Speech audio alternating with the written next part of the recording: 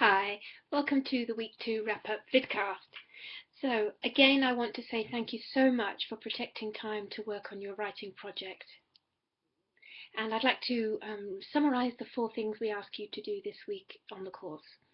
The first is, as you have well done, to keep writing, to protect new times and places for the writing that you need to do to get your course finished by the 30th of June.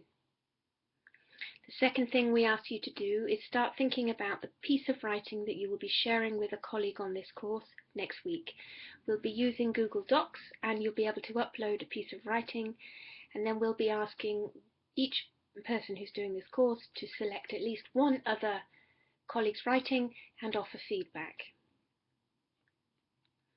The reason we want to do this is to support you in thinking about your audience and thinking about the clarity of ideas and strength of argument, and it's much easier to do these things looking at somebody else's work.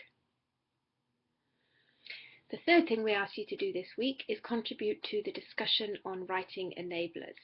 We had some brilliant suggestions of how to boost our motivation in terms of writing, so do check that out if you haven't already had a look. The fourth thing we ask you to do is log how much work you've managed to get done on your project this week. So I look forward to seeing you if you're free on Monday, the 22nd of June at our webinar, which is 12 noon British Summer Time. This will be via Adobe Connect. Now, it's really important that you test your connection to Adobe. I always choose the web browser Firefox. It's best if you have some earphones, and even better if you have a headset which gives you a microphone. If you have any questions about setting up your use of Adobe Connect in advance of the webinar on Monday, please contact Simon Llewellyn via the Technical Questions Forum.